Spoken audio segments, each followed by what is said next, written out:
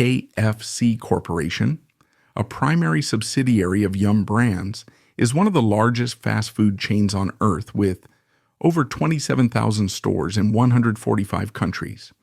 Its brand is built on the image of its founder, Colonel Harland Sanders, and a secret recipe of 11 herbs and spices.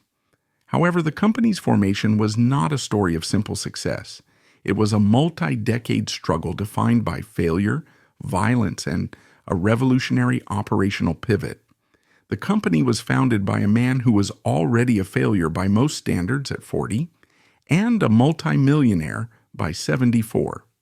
He then sold the company and spent the rest of his life as a salaried brand ambassador, often publicly criticizing and suing the very corporation that had made him an icon.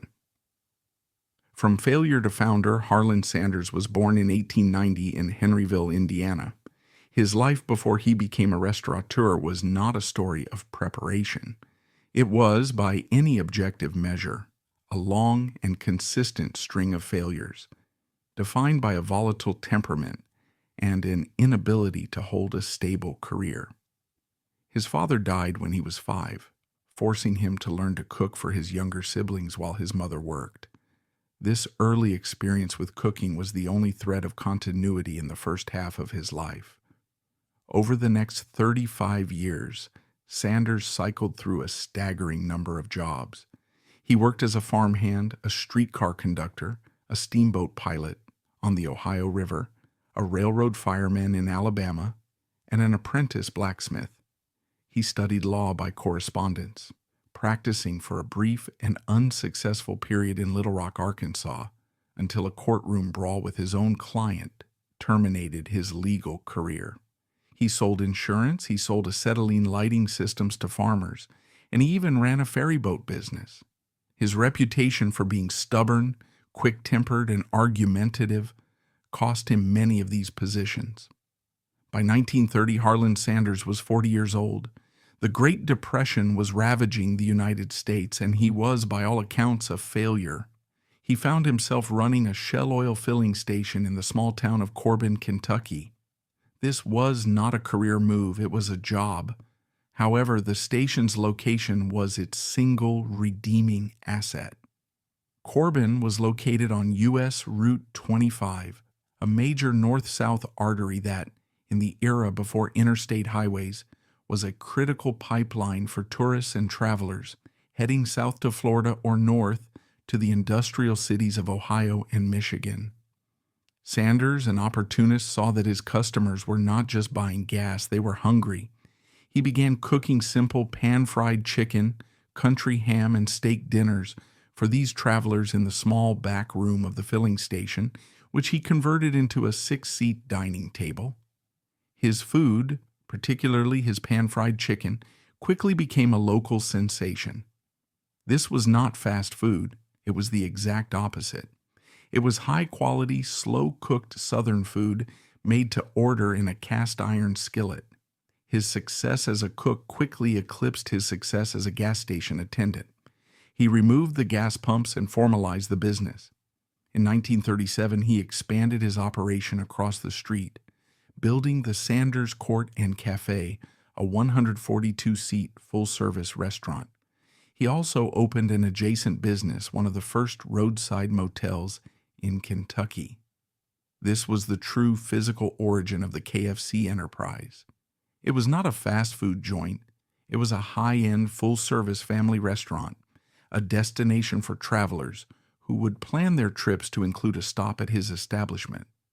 His reputation for quality grew so large that in 1935, Governor Ruby Laffoon gave him the honorary title of Kentucky Colonel for his contributions to the state's cuisine.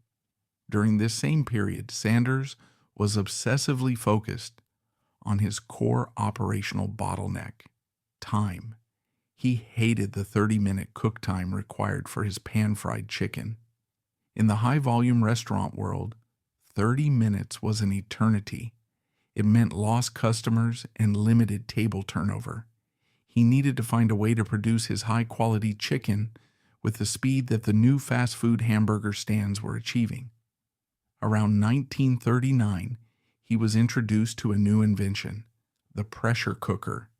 It was being marketed for its ability to cook vegetables quickly. Sanders, an intuitive tinkerer, had an idea. He bought one and began experimenting with frying chicken in it. The initial experiments were failures, with the pressure cookers often exploding, but he realized the concept was sound. He began modifying the device, eventually working with a manufacturer to create a commercial pressure fryer. This was his eureka moment.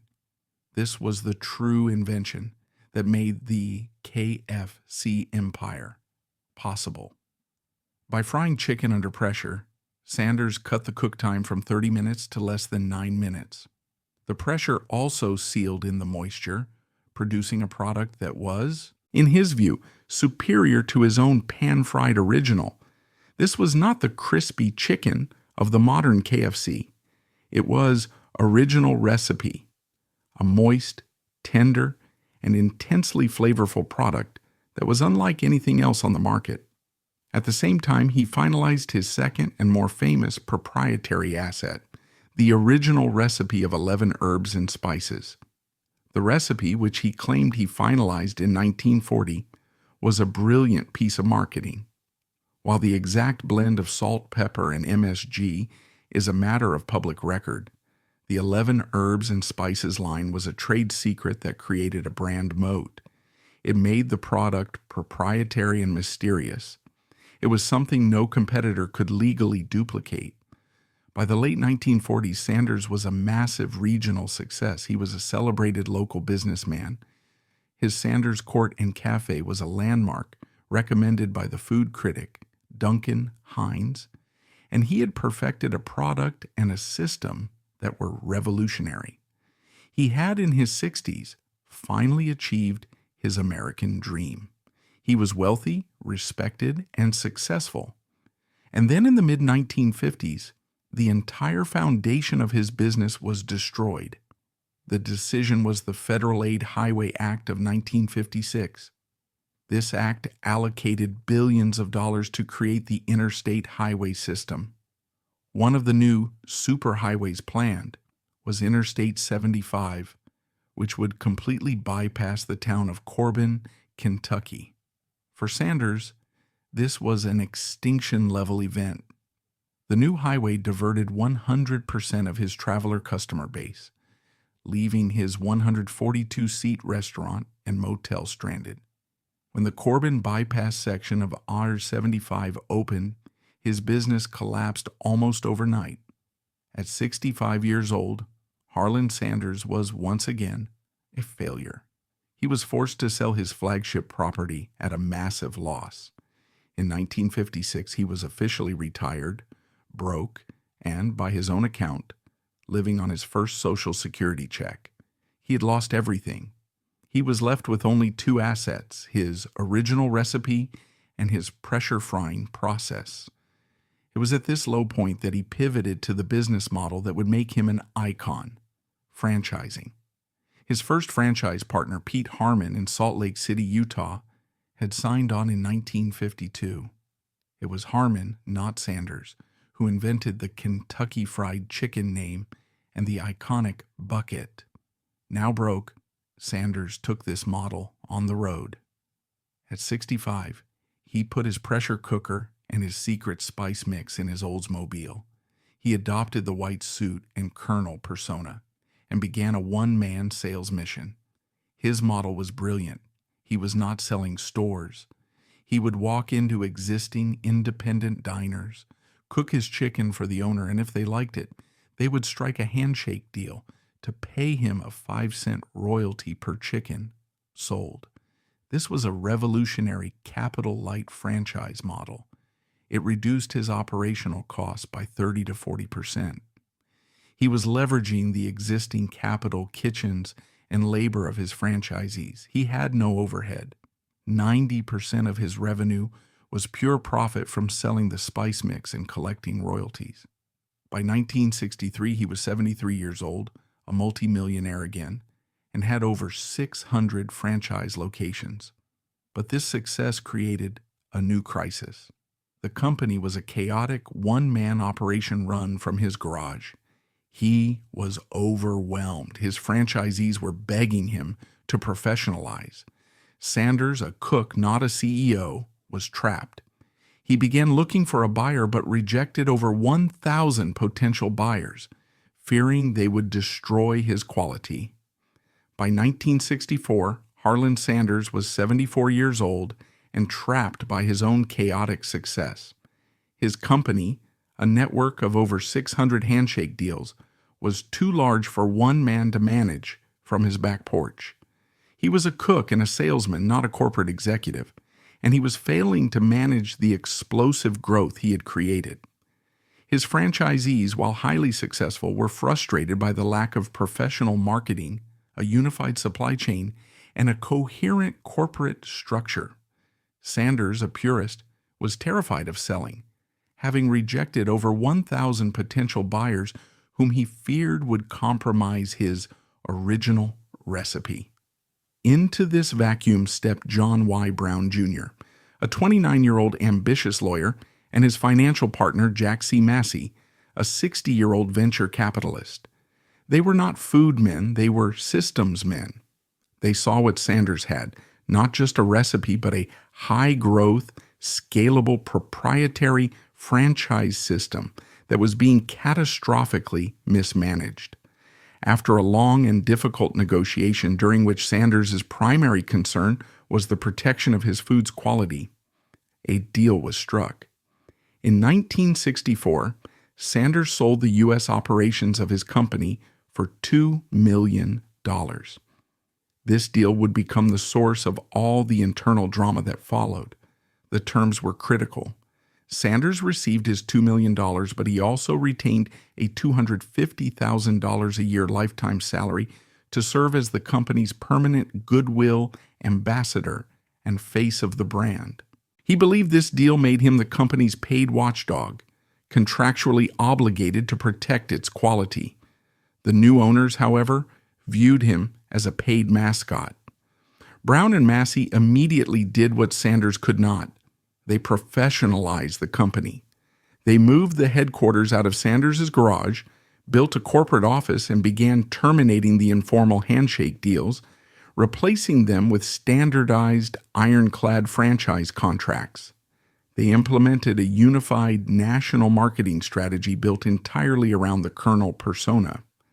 This M&A strategy was a massive success. By focusing on selling franchises rather than chicken, they achieved explosive capital-light growth. In just 7 years, Brown and Massey expanded the company from 600 to 3,500 locations. In 1971, having scaled the company, Brown and Massey cashed out. They sold Kentucky Fried Chicken to Heublein Incorporated, a massive food and beverage conglomerate, for $285 million. This was the first in a series of corporate acquisitions.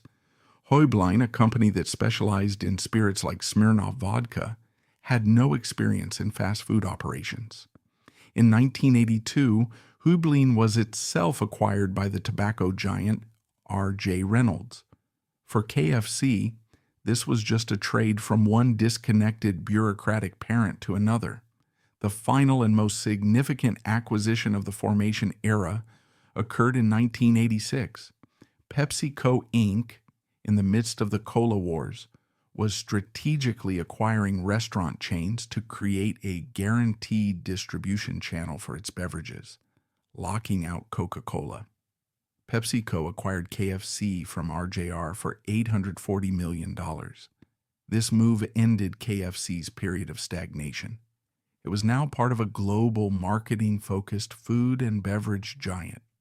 This new ownership would inject billions of dollars in marketing and professionalize its operations on a global scale, setting the stage for its 15% annual global growth.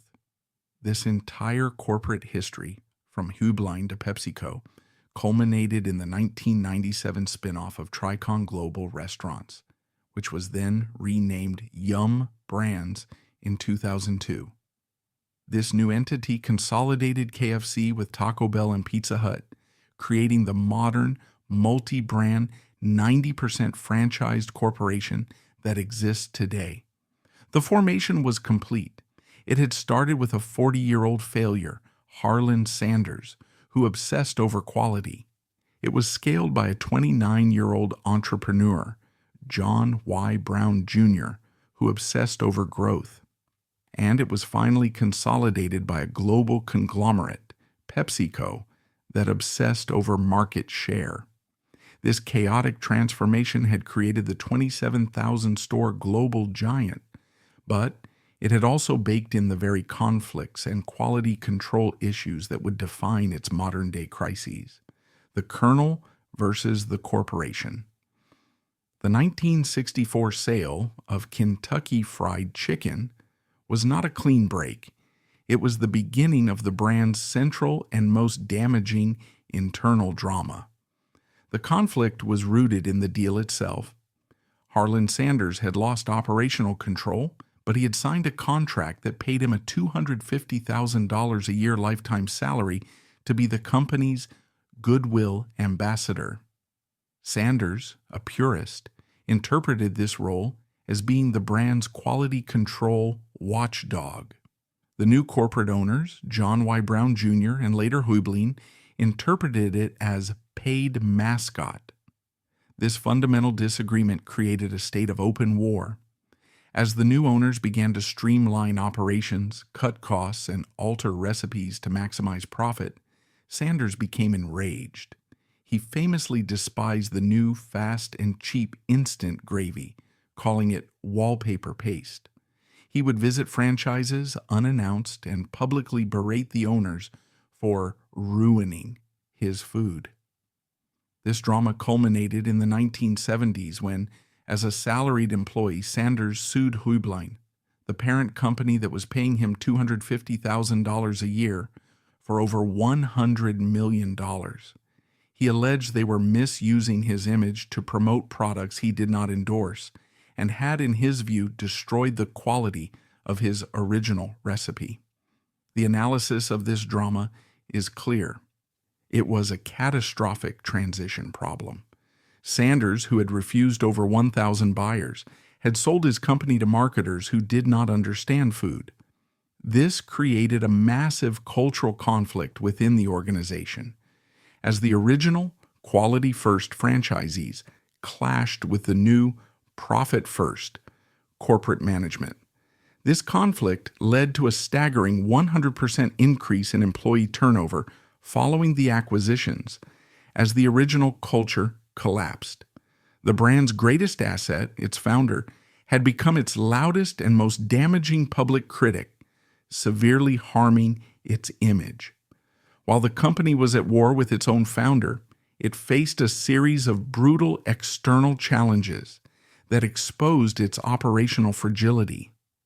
The most severe of these were the supply chain and quality crises in its two most important international markets, China and the United Kingdom.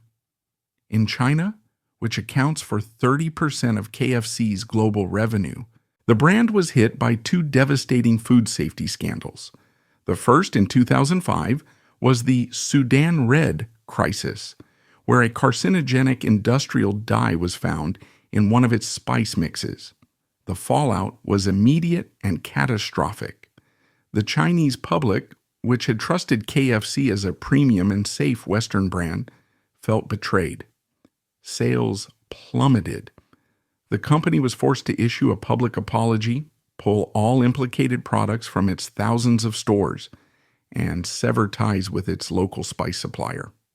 This was a direct 9-figure blow to Yum, brand's revenue, and a permanent black mark on its reputation. KFC survived this 2005 scandal, but it was just a prelude to the apocalypse that would come in 2012. This was the antibiotic chicken crisis. In December 2012, China's national broadcaster, CCTV, aired a devastating investigative report. The report alleged that two of KFC's local poultry suppliers were actively and illegally dosing their chickens with massive quantities of human-grade antibiotics and growth hormones.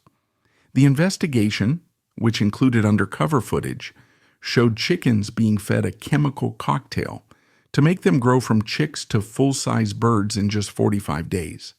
For KFC, this was the ultimate nightmare scenario.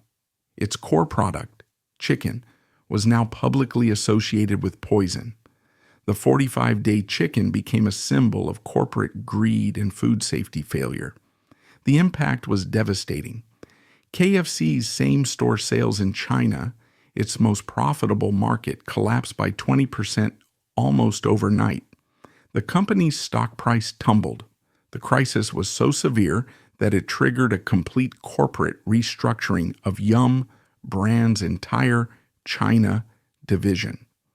The company was forced to launch a multi-year public relations campaign to win back Chinese consumers, publicly culling over 1,000 of its small-scale poultry suppliers.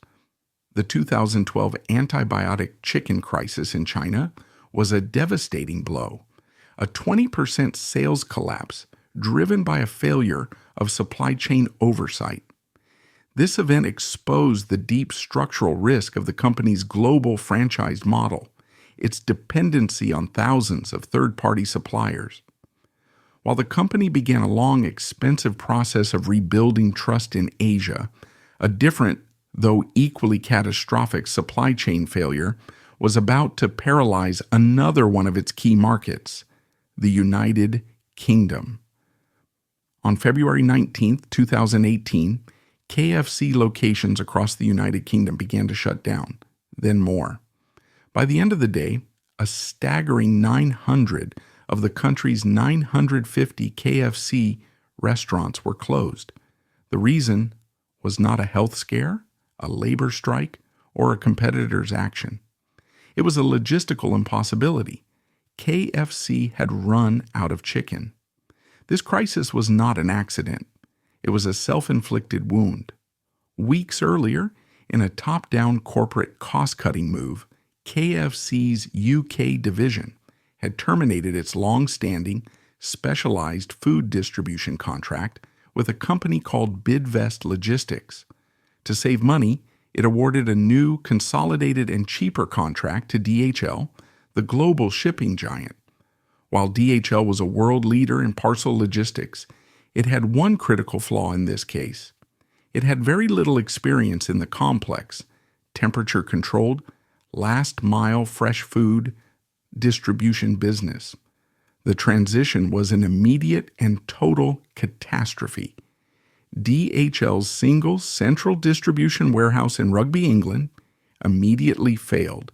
In the company's own words, a combination of software glitches, registration problems, and a fundamental failure to anticipate the sheer complexity of daily fresh food deliveries led to a total system breakdown.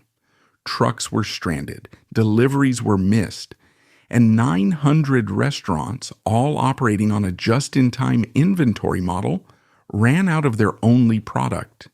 The company was paralyzed. The public and the media reacted with a mix of anger and ridicule. It was a national joke. The KFC chicken crisis was the #1 story in the country, with police departments publicly begging citizens to stop calling them to report the closures. The data from this self-inflicted disaster is stark. The crisis resulted in £50 million in direct losses from lost sales and logistics costs.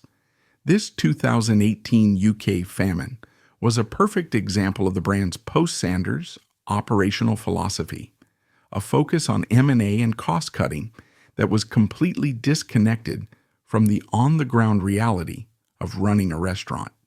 It had created a single point of failure, and that single point had failed, shutting down an entire country's operations. These international crises exposed the brand's fragility. Back in its home market, the United States, KFC was facing a different, slower-moving crisis. It was becoming irrelevant. It was being attacked on two fronts in a competitive pincer movement.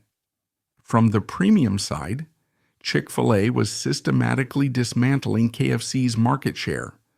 Chick-fil-A did not compete on price. It competed on service and quality. Its customer-obsessed service model, with famously polite staff and near-perfect order accuracy, set a new standard. Its simple, high-quality, no antibiotics ever chicken sandwich made KFC's original recipe seem old, greasy, and industrial. From the cultural side, KFC was blindsided by the chicken sandwich wars of 2019. This war was not started by KFC.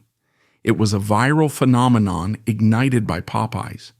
When Popeyes launched its new chicken sandwich, it created a national sensation that sold out the product for months. The campaign was a masterclass in hype and captured the Gen Z demographic that KFC desperately needed. KFC was left looking like a legacy brand. It was no longer the quality leader, and it was no longer the cool or innovative brand. It was just the old brand. This competitive squeeze was amplified by the third and most persistent external challenge: public health criticism. As Western consumers became more health conscious, KFC's core product, fried chicken, became a cultural liability.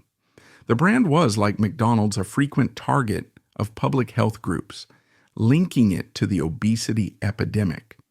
But a more potent and specific criticism was antibiotics. The 2012 China scandal had made the public aware of the industry-wide practice. Competitors like Chick-fil-A weaponized this, using "no antibiotics ever" as a primary marketing slogan.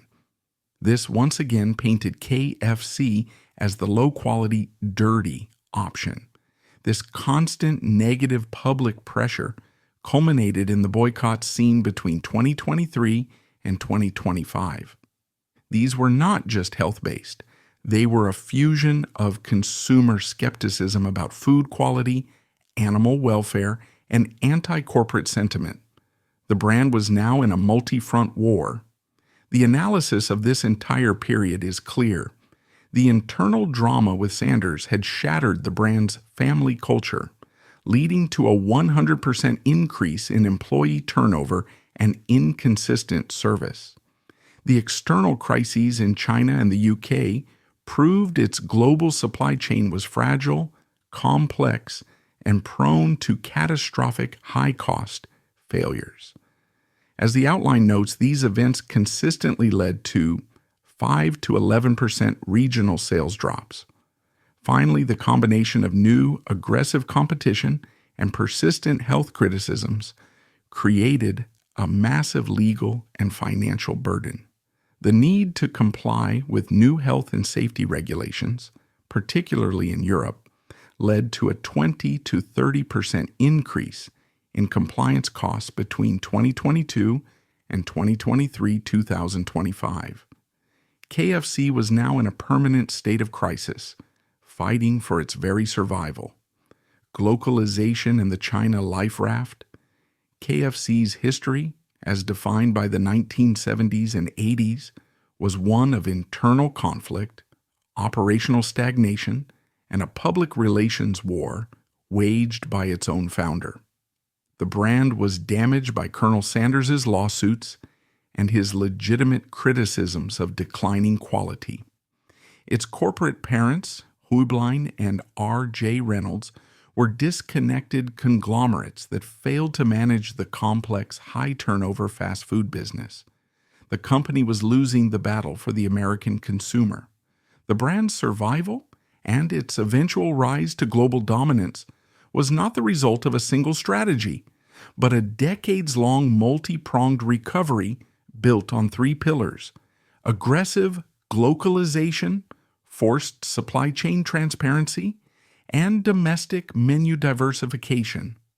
The most important recovery strategy, and the one that financed all the others, was the company's early and aggressive expansion into China. This move, which began in 1987, was not a recovery, in the traditional sense, but it was the financial life raft that kept the entire corporation afloat during its domestic struggles. When KFC, under PepsiCo, opened its first three-story, 500-seat flagship restaurant near Tiananmen Square in Beijing, it was the first Western fast food chain to enter the country. It beat McDonald's by 3 years. This first-mover advantage was critical. The success of this expansion was not based on selling the American menu. It was built on a brilliant strategy of globalization. In the U.S., KFC was a low-cost value food. In China, KFC was positioned as a premium aspirational brand. It was a clean, full-service, sit-down restaurant experience where families went for special occasions. More importantly, KFC adapted its menu almost 100% to the local palate. While it sold original recipe chicken, its best-selling items were localized products like the Dragon Twister wrap, New Orleans-style wings, egg tarts, and rice congee for breakfast. This globalization strategy was a monumental success. The China market exploded, growing to become the company's single largest market and accounting for 30% of KFC's entire global revenue. This massive high-profit market, growing at 12% per year, was the engine of the company. The profits from China provided the financial stability and capital that Yum brands needed to weather its storms back home, such as the 2018 UK supply chain collapse and the domestic war with Popeyes and Chick-fil-A. However, this life raft was almost sunk by the 2012 antibiotic chicken crisis. A devastating investigation by Chinese media alleged that several of KFC's local poultry suppliers were using excessive levels of growth hormones and human-grade antibiotics. The public was horrified, and the brand's premium safe reputation was shattered. This existential threat caused a 20% collapse in Chinese sales. This crisis forced KFC to enact its second major recovery strategy: radical supply chain transparency. The company's response was a crisis management masterstroke. First, Yum. Brands publicly announced it was culling over 1,000 of its small-scale, hard-to-monitor local poultry suppliers in China. Second, it consolidated its supply chain, shifting its contracts to a handful of massive internationally audited producers who could guarantee compliance with global safety standards. Third, it launched a massive win-back trust public relations campaign, inviting Chinese media and health officials into its new, clean, state-of-the-art facilities and supplier farms. This crisis forced the company to invest hundreds of millions in R&D and infrastructure in China, building a new, traceable, and clean supply chain. This move was the key to its 10% post-crisis sales recovery. The 2012 scandal was a near-death experience that forced KFC to become a leader in food safety, a quality it then marketed heavily to regain its premium status. While the China operation was in recovery, the domestic U.S. market was still facing its own crisis, health criticism, and brand stagnation. The brand was fried in every sense of the word. It was perceived as an unhealthy, high-calorie legacy brand. This is where the company enacted its third recovery strategy, menu diversification. The company invested heavily in R&D to create healthier alternatives to its core product. The most significant launch of this era was Kentucky Grilled Chicken. This was not a simple menu addition. It was a massive $100+ million corporate undertaking. The company had to invent and patent a new high-speed commercial grilling process that could be retrofitted into its existing high-speed fryer kitchens. The reason for this was strategic. KGC was a veto-proof item. It was designed to solve the veto vota, the scenario where a family or group decides not to go to KFC because one person objects to the unhealthy fried options. KGC with 20% fewer calories, gave that person a permission slip to eat at KFC. While KGC was never as popular or profitable as the original recipe, it served its crucial marketing purpose. It changed the conversation about the brand, allowing KFC to market itself as a place with options. This combination of international focus, supply chain transparency, and domestic menu diversification was the foundation of the brand's long-term recovery. The combination of international globalization and domestic menu diversification, such as the Kentucky Grilled Chicken line, successfully stabilized the brand after its period of intense crisis. This stabilization was a resilience strategy that led to a 10% post-crisis sales recovery in key markets. With the company's reputation partially restored and its supply chains, especially in China, rebuilt and reinforced, Yum! Brands entered the 2020s focused on a new, aggressive phase of global dominance. This new phase was built on the data and lessons learned from the previous decade. The company, which by 2024 had grown to 27,000 stores and was generating $3 billion in annual revenue, now operated as a mature, data-driven corporation. The analysis of its success is clear. The company runs two different business models simultaneously, a strategy dictated by its history. The primary engine of growth remains Asia. The data confirms that the China market alone, despite the 2012 scandal, has recovered to account for 30% of the company's total global revenue. This market, growing at a steady 12% per year, is the financial bedrock that funds the company's less profitable wars back home. This globalization model was replicated across Asia with localized menus like masala spiced chicken in India, chitza in the Philippines, and unique rice-based dishes in Japan. This strategy is directly responsible for the brand's 20% overall growth in the Asian market. The second model is the domestic turnaround strategy. In the US and UK, KFC is not a premium brand. It is a legacy brand under constant assault. Its recovery here was built on a different, two-pronged approach.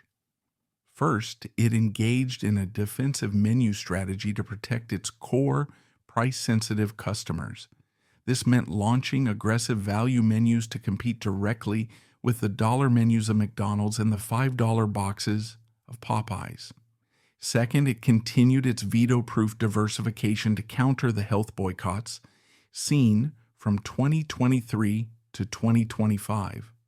The launch of vegan options in 2024, most notably the Beyond Fried Chicken partnership, was a direct PR and marketing move. It was designed to counter the health criticism and appeal to the younger health-conscious demographic.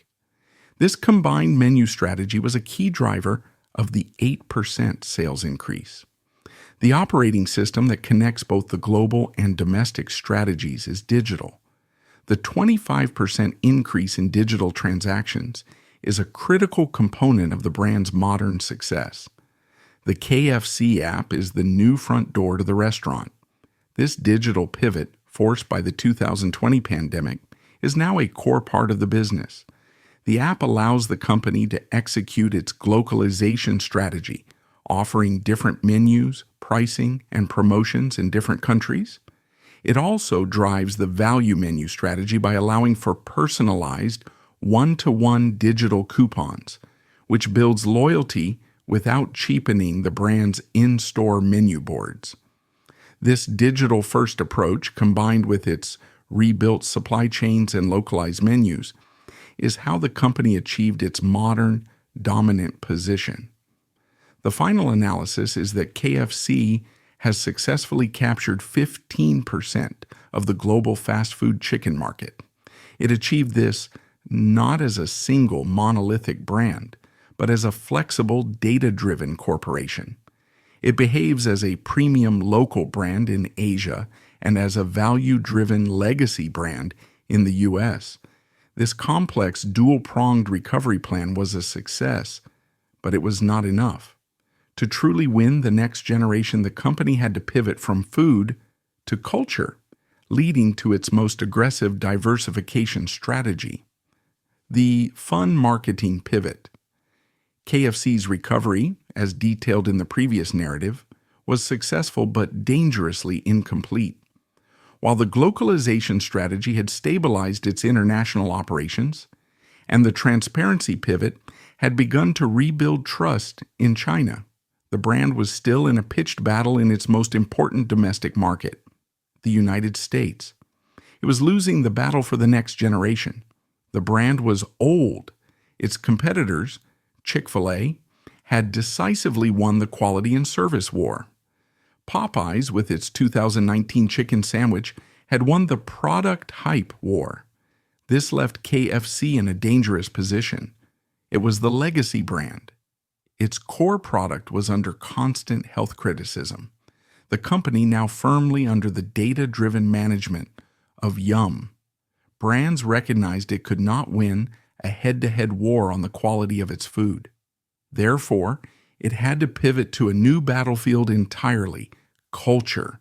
This was the reason for the most bizarre and brilliant diversification in its history, the pivot into gaming, memes, and lifestyle products. This was not a minor marketing gimmick. It was a core business strategy. This was a direct maneuver to capture the Gen Z demographic, which now accounts for a critical 35% of its customer base. The company's core fast food business was saturated, with low 3% annual growth.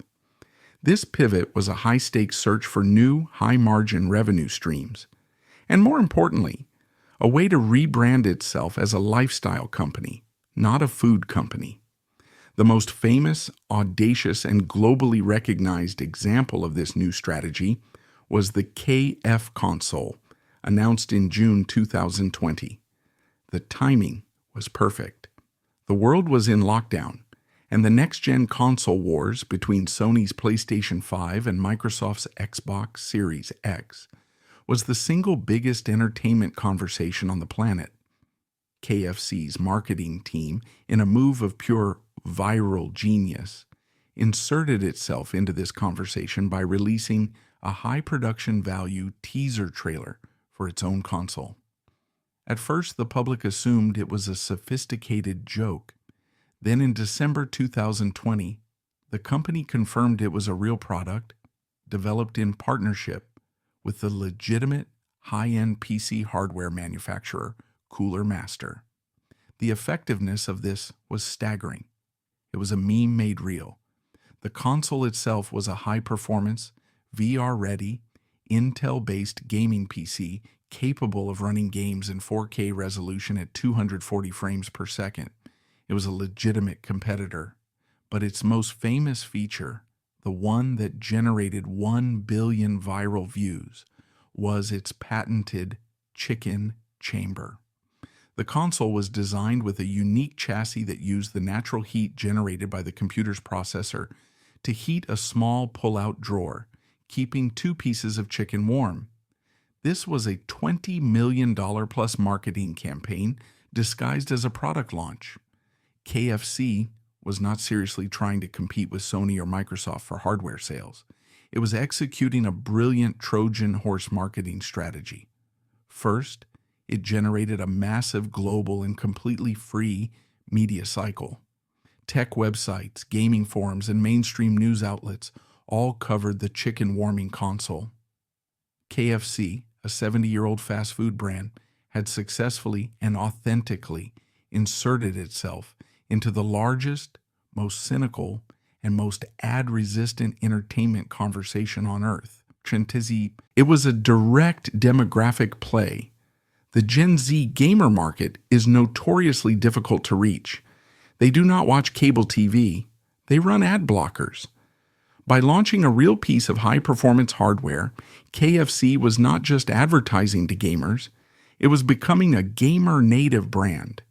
It was speaking their language on their home turf.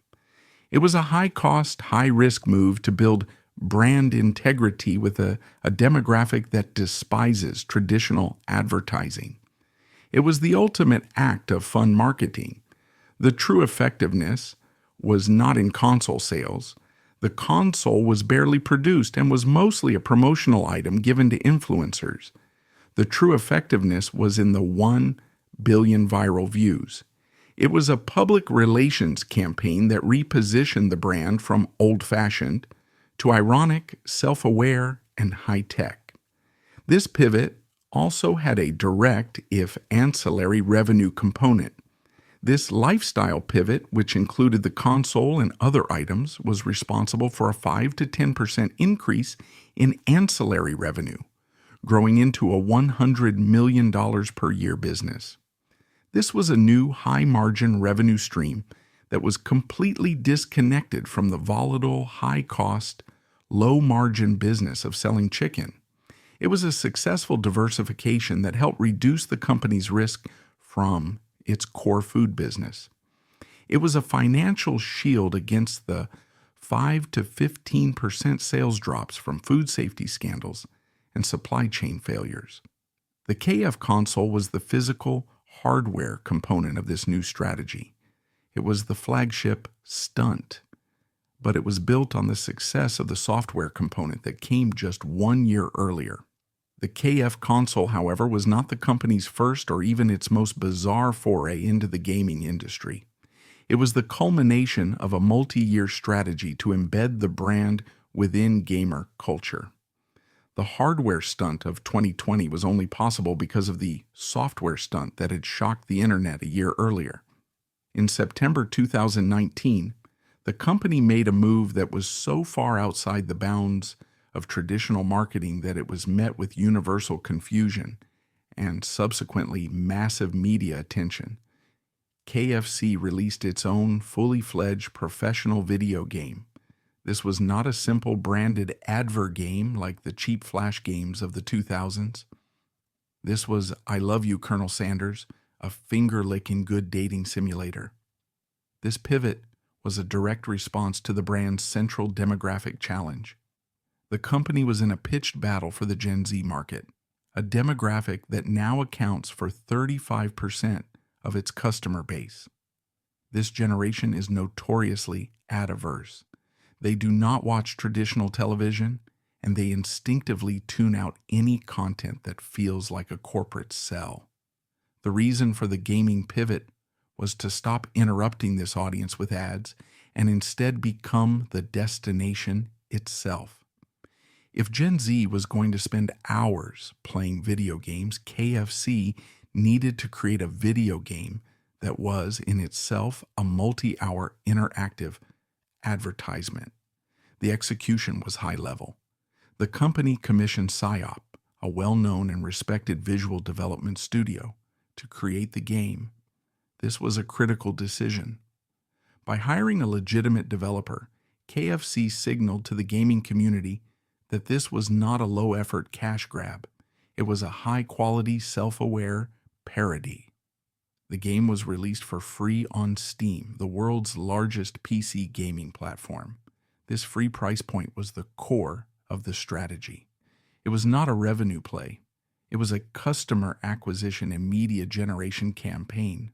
The game itself was a brilliant parody of the dating simulator genre, a niche but popular format in gaming and anime culture. The player, a promising young student at the University of Cooking School, navigates a 3-day semester.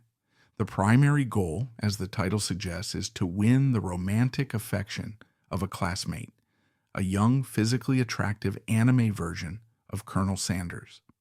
The player interacts with a cast of absurd characters, including a best friend, rivals, and a professor who is literally a dog.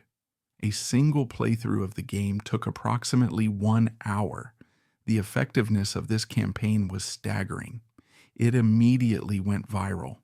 Major gaming news outlets like IGN and Kotaku, as well as mainstream news, covered it with total bewilderment.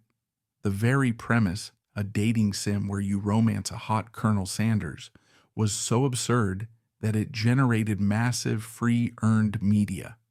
The game was downloaded and played by millions of users. This was the true fun marketing strategy in action. For the cost of developing a single game, estimated to be a fraction of a $20 million campaign, KFC had successfully convinced millions of people to voluntarily spend an hour inside a piece of interactive KFC propaganda. Every character, every line of dialogue, and every plot point was an extended advertisement for the brand's menu items. It was a Trojan horse. The scented charms were a media baiting gimmick that guaranteed every article and video review would mention the absurd, greasy smell. The launch was executed using the hype model perfected by streetwear brands. First, a high-fashion platform sole version was debuted at New York Fashion Week in February 2020, worn by the artist Me Love Me a Lot. This single act generated high-fashion credibility and set the stage for the consumer launch. The effectiveness was immediate. When the consumer version was released, the entire inventory of 50,000 pairs of the $60 clogs sold out in 30 minutes. This single event drove a direct 5% increase in revenue for the company. This was not just from the shoe sales. The media exposure from the sold-out collaboration drove curiosity traffic back to the restaurants. It was a self-funding advertising campaign. This success contributed to the $100 million per year merchandise business and the 15% loyalty increase in the U.S. market. This pivot into wearable items was then extended into the cosmetics category, another high-margin, Gen Z-dominated industry. This was a direct move to counter the brand's negative health image. If the product was criticized as unhealthy, the brand could counter this by being fun and ironic in a completely different category. The most prominent example was the 2020 KFC Iki Beyond Meat lipstick. This was a multi-layered campaign. First, it was a partnership with Beyond Meat to launch its new Beyond Fried Chicken. This was a direct response to the health criticisms and a way to enter the high-growth vegan market. To promote this new healthy product, KFC launched a fun, unhealthy coated cosmetic. The company produced a limited edition bright red lipstick called Bucket Red Number 11, designed to match the precise red of its logo. The lipstick itself was a high-quality cosmetic, but its marketing hook was its flavor. It was infused with a chicken flavor, using the same herbs and spices from the secret recipe. The effectiveness of this was purely viral. It was a bizarre gag product that was perfect for TikTok. The campaign generated over 500 million viral views as influencers and fans filmed themselves tasting this chicken-flavored lipstick. The campaign was a massive success, directly driving a 7% increase in young customers who were attracted by the brand's weird and self-aware marketing. The product itself, the Beyond Fried Chicken, was a secondary concern. The true product was the viral moment that the lipstick created. This entire diversification strategy, from consoles to Crocs to cosmetics, was expensive. These high-impact stunt campaigns carried a high cost, estimated at $20 million per campaign. However, the return on investment was not measured in product sales. It was measured in cultural relevance, viral reach, and, most importantly, risk diversification. By generating $100 million in high-margin merchandise revenue, the company was building a financial shield that made it less vulnerable to the low-margin, high-risk food business. This pivot was not just a marketing gimmick, it was a core financial survival strategy. The parallel pivots into gaming and fashion cosmetics during the 2019 to 2025 period were not disconnected strategies. They were two coordinated fronts in a single unified war for cultural relevance. The reason for this pivot is the key to understanding the entire modern KFC business model. The company was facing a core saturation problem. Its domestic food market, as noted, was growing at a slow 3% annually. The only path to growth was to increase share of wallet and brand loyalty from its existing high-growth demographic, Gen Z. This demographic, which now accounts for 35% of its customers, is structurally different from any generation before it. They are not just ad-averse, they are ad-hostile. They have an innate, finely tuned ability to detect and ignore inauthentic corporate messaging. A traditional 30-second television commercial, no matter how clever, is an interruption to be skipped. The fun marketing strategy, which consumed 15% of the marketing budget, was a direct response to this reality. KFC's leadership, particularly its marketing teams in the US and UK, understood that they could no longer buy this generation's attention. They had to earn it. The strategy was to stop interrupting the culture and to start participating in it. The I Love You, Colonel Sanders dating simulator was the perfect execution of this. A traditional advert game is a low-effort, low-quality product that insults the user's intelligence. By contrast, KFC invested in a high-quality, professionally made game that was a genuine, self-aware parody of the genre. It was a meme that you could play. It was content, not an advertisement. The reason this worked was that it signaled to the cynical gamer demographic that KFC gets the joke. This built an in-group feeling, a sense of shared irony. The KFConsole was the physical high-cost escalation of this same idea. It was a meme made real, a high-fidelity joke that cost millions to produce. Its chicken chamber was not a serious product feature. It was a viral soundbite designed to generate billions of free media impressions. The $20 million campaign cost was not a bet on hardware sales. It was a marketing buy. But instead of buying $20 million worth of interruptive TV ads, it bought $20 million worth of participatory cultural relevance. The 1 billion views it generated were not passive impressions in the traditional sense. They were active conversations among the exact demographic it needed to reach. This is the core of the effectiveness outlined by the user's data. The 15% increase in loyalty in the US market was not because people bought the console. It was because the brand's willingness to spend $20 million on a meme proved its authenticity to that tribe. This strategy directly combats the brand's primary weakness, its food. KFC could not win a quality war against Chick-fil-A. So it pivoted. It stopped talking about its product and started talking about its personality. The pivot into fashion and cosmetics was the monetization phase of this cultural capital. The gaming pivot earned the cool identity. The fashion pivot sold that cool identity back to the fans. The 50,000 pairs of KFC X Crocs that sold out in 30 minutes were not just $60 shoes. They were $60 membership cards to the brand tribe that the gaming pivot had helped build. This is how the company successfully generated a $100 million per year merchandise business. It was selling physical tokens of the in-joke. The chicken-flavored lipstick was a media stunt to drive trial of the vegan Beyond Fried chicken, generating 500 million TikTok views and a 7% increase in young customers by proving the brand didn't take itself, or the health trend, too seriously. This diversification is a brilliant risk reduction strategy.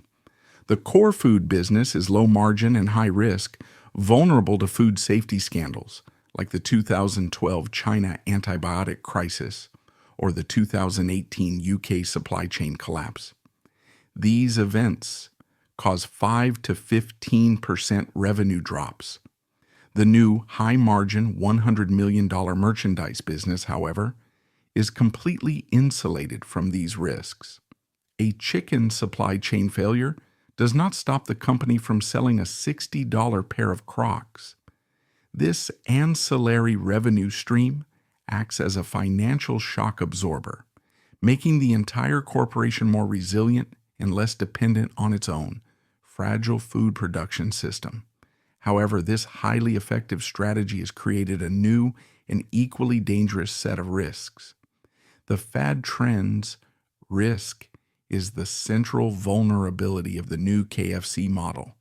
The brand has successfully tied its entire identity to the fast-moving, deeply cynical, and fickle meme culture of Gen Z. This culture moves at light speed. What is cool and ironic in 2020 can become cringe and dated by 2025. KFC is now on a high-speed cultural treadmill. It must constantly find the next joke, the next authentic collaboration, the next viral moment, and it must execute perfectly every single time. A single failed collaboration, partnering with a canceled influencer, or creating a meme that is seen as try-hard or inauthentic, could do catastrophic damage to the cool identity it spent tens of millions of dollars to build. The $20 million campaign cost is not a one-time investment. It is the annual ante the company must now pay to stay relevant. This fad risk is also geographically limited. This entire strategy is, for now, almost exclusively a U.S. and Western European phenomenon. A $60 pair of chicken-scented Crocs is an ironic status symbol for a U.S. consumer who grew up with the brand's cultural context. It has zero cultural resonance in a new emerging market like India or a skeptical market like France. This means the company's most effective marketing strategy is also its least global, forcing it to run two completely different and very expensive marketing playbooks simultaneously: glocalization for food and meme for Western lifestyle. Using AI and apps to fight Chick-fil-A, the lifestyle pivots into gaming, fashion, and cosmetics were a high-visibility, top-of-funnel marketing strategy. They were designed to win the culture, but at the same time, KFC was executing a second, less publicized, and far more operationally critical diversification.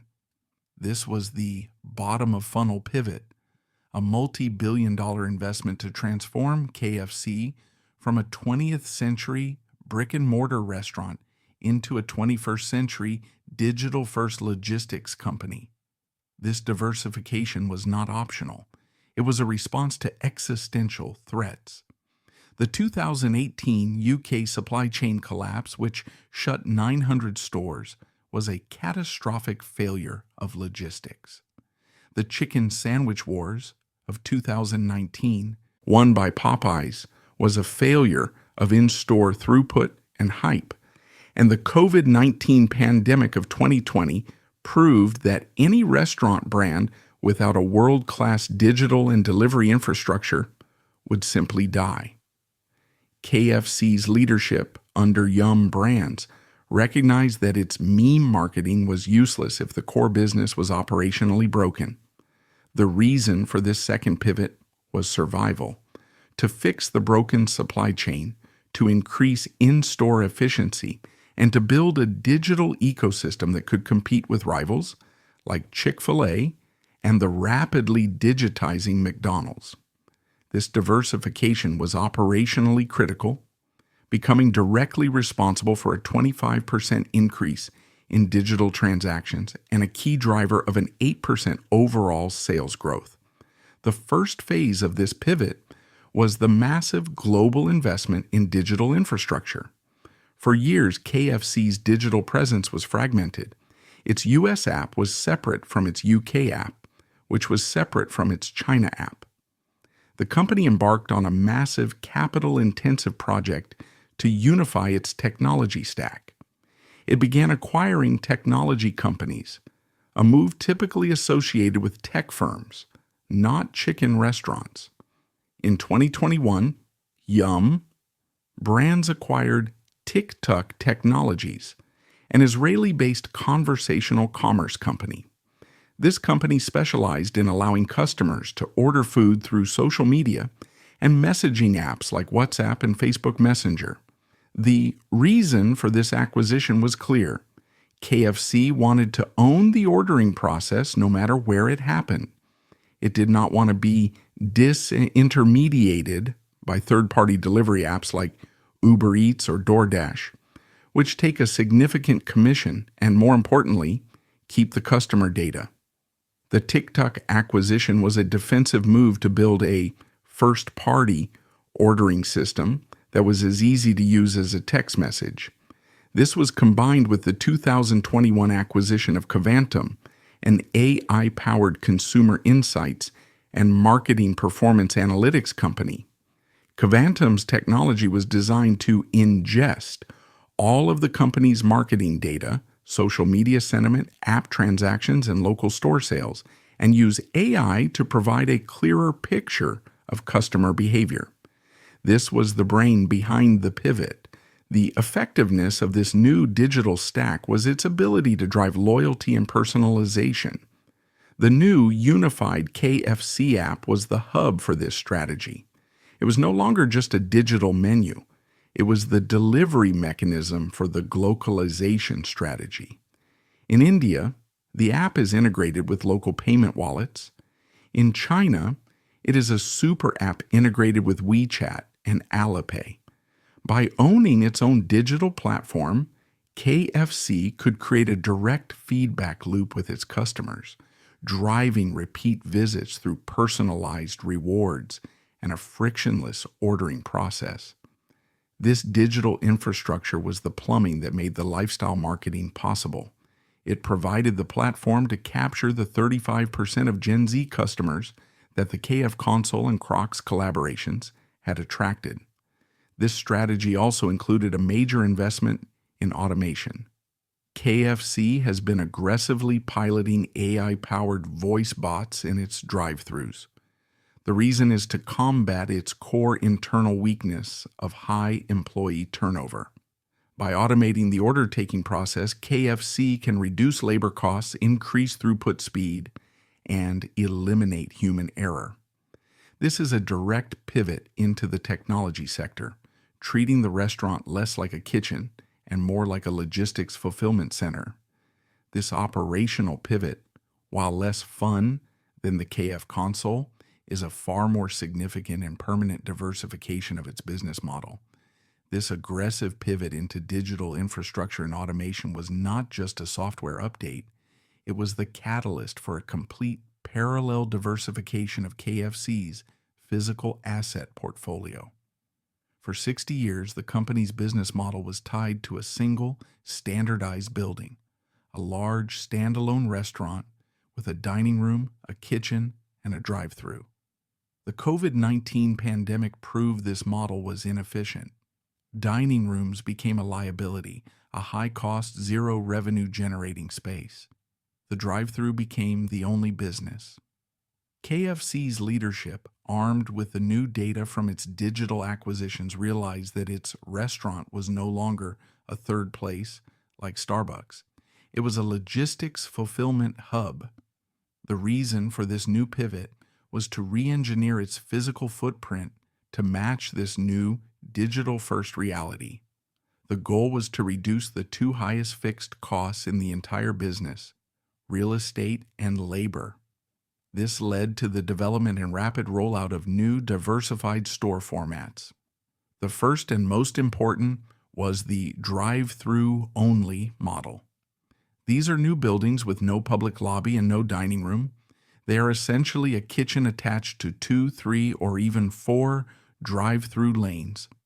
This model is a direct response to the 2019 chicken sandwich wars, where KFC's single-lane drive-thrus were operationally crushed by the throughput of its competitors. The new multi-lane models are designed to process a high volume of orders at high speed, specifically catering to the app-based mobile order and pay customer. The second new format is the express location. These are small 500 square foot walk-up stores in dense urban areas that have no parking and no dining room. They are designed exclusively for two customers, the walk-in pickup customer and the delivery driver. The third and most futuristic model is the cubby system. These are fully automated locations, often connected to ghost kitchens, where there is no front-of-house staff at all. Customers and delivery drivers arrive, scan a QR code from the KFC app, and a small heated automated locker pops open with their order inside. This diversification of its physical stores is one of the most significant pivots in the company's history. The effectiveness of this is multifaceted. First, it directly attacks the company's labor problem. The high employee turnover created a chaotic and inconsistent customer experience. By eliminating the dining room and automating the order taking and pickup process, KFC can run a $3 million a year store with a skeleton crew of kitchen staff. It is an engineering solution to a human resources problem. Second, it dramatically improves the brand's financial model. A drive-through only or express store can be built on a much smaller and therefore much cheaper plot of land. This lowers the upfront capital investment for franchisees, which in turn helps to repair the internal franchisee conflict drama. This entire operational pivot, which includes the acquisitions of TikTok and Kvantum, the implementation of AI voice bots, and the rollout of new, smaller store formats, is the second half of the diversification story. While the cultural pivot was the sizzle designed to capture the 35% Gen Z market, this operational pivot was the steak. It was the new high-tech plumbing designed to actually serve that new demographic profitably and efficiently. The reason for this deep, expensive pivot into digital logistics and AI was a direct response to the brand's primary competitor, Chick-fil-A. While KFC was busy winning the cultural war on TikTok, Chick-fil-A was winning the operational war in the drive-thru. Chick-fil-A's customer-obsessed service model, which featured famously polite staff, multiple order takers walking through the car line, and near-perfect order accuracy, had set a new, impossibly high standard for the entire industry. KFC's brand was fun and ironic, but its experience was often defined by the exact opposite: long waits, poor service, and incorrect orders. This was a direct result of the high employee turnover and franchisee conflicts. KFC's leadership at Yum! Brands, including its CEO David Gibbs, recognized that cool marketing could not fix a broken operation. This is why the diversification into technology was so critical. The company was, in effect, attempting to use technology to bypass its own human resource problem. If it could not train its high-turnover staff to be as efficient as Chick-fil-A's, it would replace their most difficult tasks with AI. The AI-powered voice bots in the drive-thru are the clearest example of this. The AI does not get stressed during a rush. It never forgets to upsell a combo, and it maintains perfect accuracy. This pivot is an attempt to engineer the Chick-fil-A level of efficiency that its broken corporate culture could not produce organically. This is a massive shift. Each digital order, whether through the app, a third-party aggregator, or an AI bot, is a more profitable order. It is on average more accurate, requires less labor time, and often results in a higher check average because the digital interface is a perfect, relentless upseller. This operational pivot also includes a diversification of the store format itself. KFC is moving away from its traditional large sit-in restaurant model.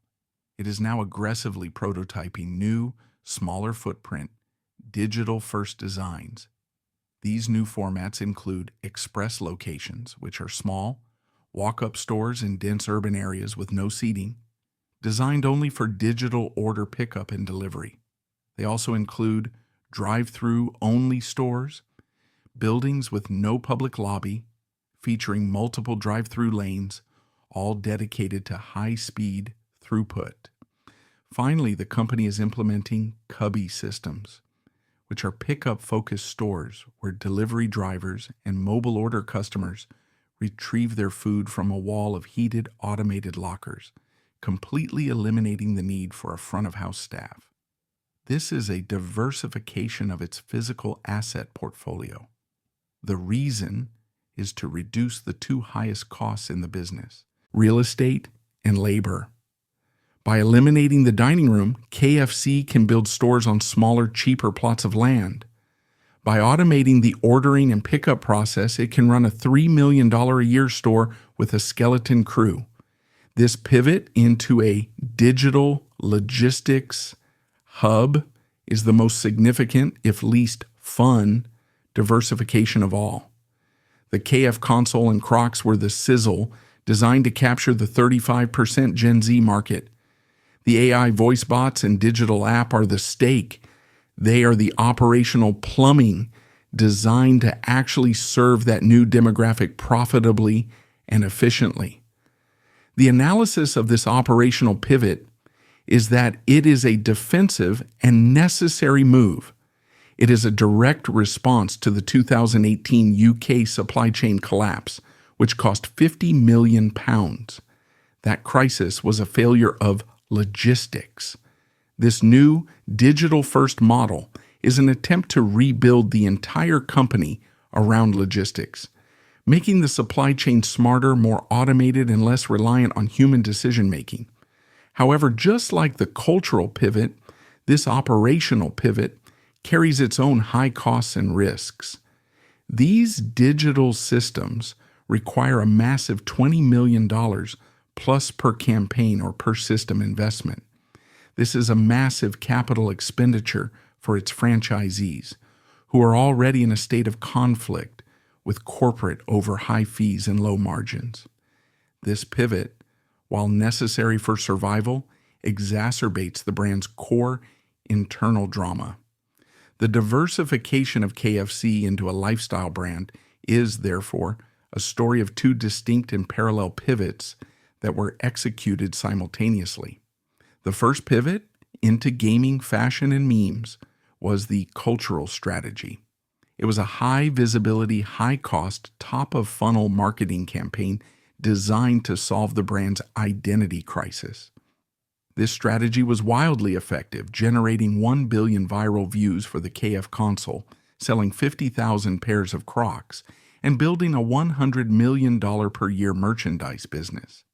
This pivot successfully captured the 35% Gen Z market by repositioning the brand from old and unhealthy to ironic and cool, driving a 15% increase in loyalty.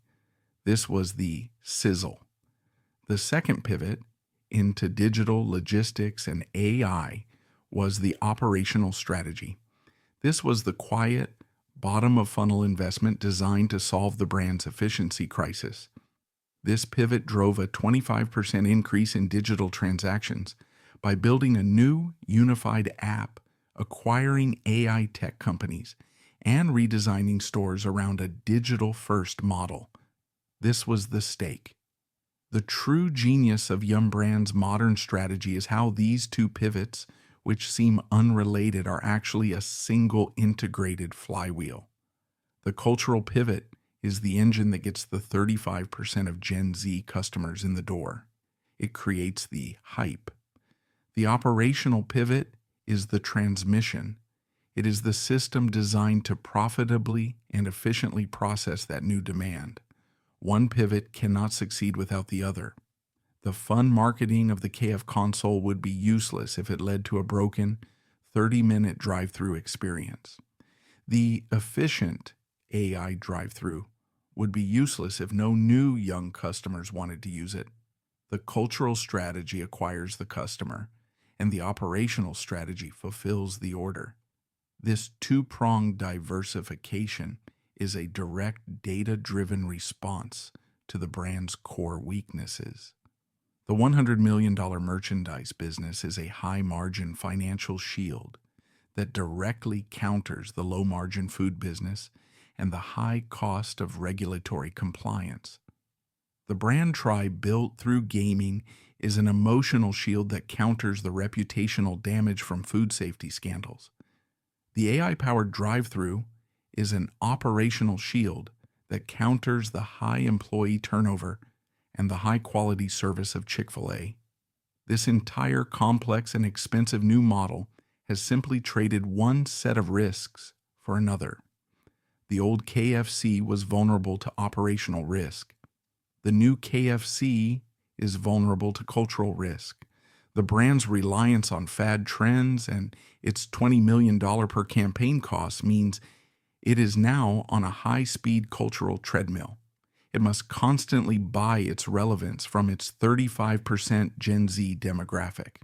Its new, fragile supply chain is not poultry, it is cool.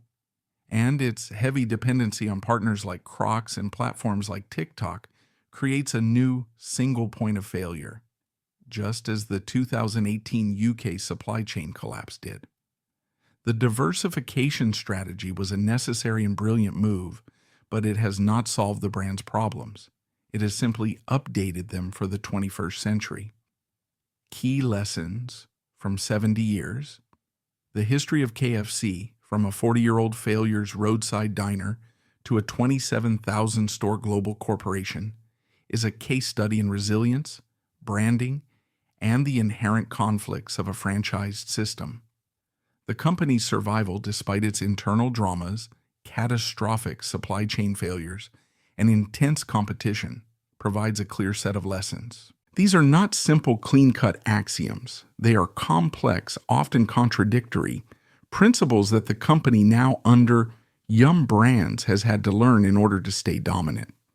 The brand's modern strategy is a direct result of these hard-won, often expensive lessons. A foundational element of the company's DNA is a resilience forged from failure. The 1,000-plus failures of Colonel Sanders is not just a piece of motivational marketing, it is the brand's foundational ethos. The company's DNA is not one of perfection like Chick-fil-A, but of recovery. Harland Sanders' own life was a 40-year string of failures, from failed lawyer to unsuccessful tire salesman. His first success, the Sanders Court and Cafe, was a 25-year-long venture that was completely wiped out by the construction of Interstate 75. At 65, he was broke. His pivot to franchising was not a brilliant idea. It was an act of pure, desperate survival. He was too old and had no capital to build new stores, so he had to sell his recipe. This franchise-first model, born from necessity, was the first lesson. This flexible, capital-light model was the key. It allowed Sanders to leverage the capital of his partners, like Pete Harmon, to grow a national brand with zero upfront cost. This lesson in resilience is not just historical, it is operational. The brand's modern history is a repeating cycle of this same failure and recovery loop.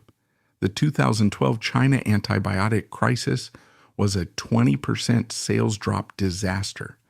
The company's recovery was a direct echo of Sanders' 75 failure. It did not give up on the market. It accepted the failure, spent the money to publicly and transparently fix its supply chain, and rebuilt the brand. The 2018 UK supply chain collapse, which cost £50 million, was another extinction-level event. The company's response was not to blame its partner, DHL, in public. It was a masterclass in crisis management that, once again, demonstrated resilience. The lesson is that the KFC brand is not defined by its avoidance of crises, but by its response to them. This resilience is directly funded by its $300 million annual R&D budget, an investment in adapting and overcoming the next inevitable failure.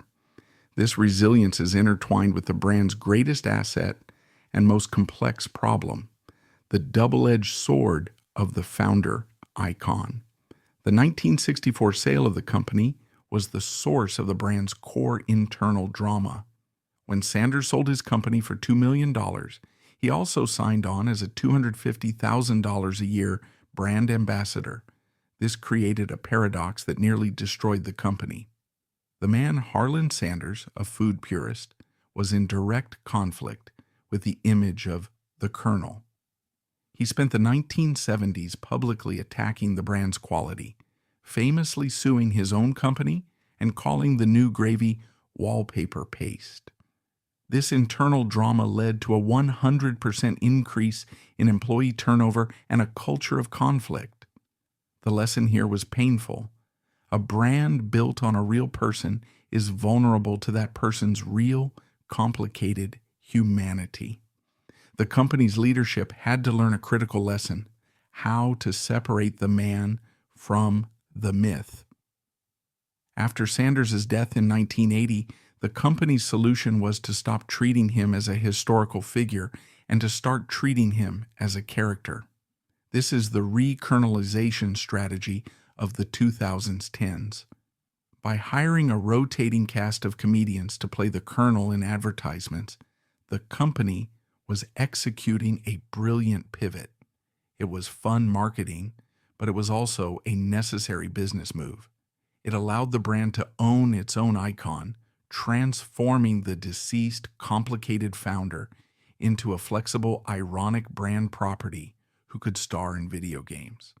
The lesson is that a founder-led brand must eventually find a way to transition the founder from a person into a brand property to ensure its long-term survival. This transformation into a fun character unlocked the brand's modern viral marketing and diversification strategy. KFC learned from its competition with Popeyes and Chick-fil-A that it could not win a product war. It had to start a cultural one, funded with 15 to 20% of its marketing budget, with 40% of its digital budget focused on Gen Z. The KFConsole and the KFC X Crocs were not designed to sell consoles or shoes. They were designed to generate billions of earned media views. The 1 billion views for the KFConsole and 500 million TikTok views for the lipstick were a direct injection of cool into an aging brand, responsible for the 7% increase in young customers and the 15% increase in loyalty. The analysis is clear. This fun PR must link back to the core. The KFConsole's chicken chamber and the chicken-scented Crocs were absurd, but they were on brand. They were still about the chicken. This diversification was a financial masterstroke, building a $100 million per year merchandise business. This fun business is actually a serious risk reduction tool.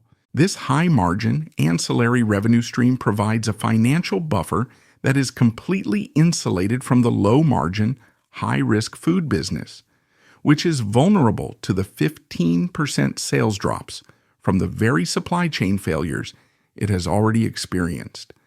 This diversification into a fun lifestyle brand, while successful, would have been impossible without the final, most critical lesson KFC learned: the necessity of transparency and globalized crisis management.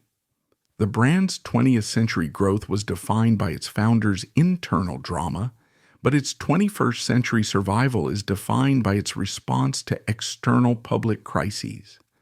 The 2005 Sudan Red and 2012 antibiotic chicken scandals in China and the 2018 UK supply chain collapse were all defining moments. The 2012 China crisis was the most significant learning event. The 20% sales drop was not just a financial loss, it was a total breakdown of public trust in KFC's most important market. The lesson learned was that a global brand is only as strong as its weakest local link.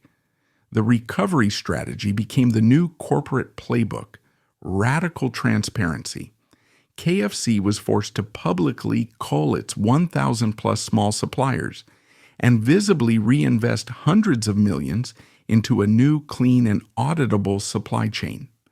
This crisis taught the company that supply chain management is not just a cost of doing business, it is a primary marketing and public relations function. This is why the company now invests so heavily in building a sustainable supply chain. This investment is a direct defensive response to the 20 to 30% increase in legal and compliance costs and the 5 to 15% sales drops that scandals create. This leads to the final, overarching lesson of KFC's success. Globalization is the key to global dominance. The data is clear. The brand's growth is not coming from the U.S. The U.S. is a saturated, low-margin, high-competition legacy market. The company's future is entirely in its international markets, specifically Asia, which accounts for 30% of all revenue and is growing at 12 to 20% per year. This success is 100% dependent on the globalization strategy. The company learned that it is not in the American food business. It is in the fast food business. This means abandoning its core American menu to appeal to local tastes. The masala spiced chicken in India, the dragon twister wrap in China, and the rice congee for breakfast are not specialty items. They are the core business in those regions. This entire global model is powered by the franchise system. The 90% franchise model is the engine of its 15% annual growth. The company does not spend its own capital to build 27,000 stores. It uses the capital of its franchisees. This capital-light model allows Yum!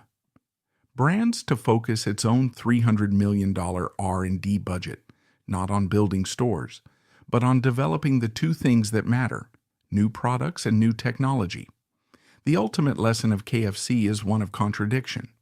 The brand's image is built on an American icon, Colonel Sanders, and his secret recipe. But the brand's profit is built on a global, localized menu that the Colonel would not recognize. The brand's marketing is built on fun, ironic pivots into gaming and fashion.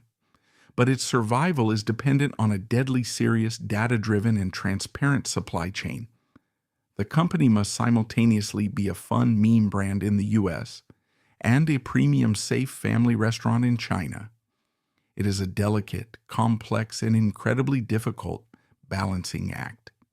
The KFC of today is a resilient, global, marketing-first corporation that has learned through decades of failure how to perfectly monetize the myth of a man who died believing it had been ruined.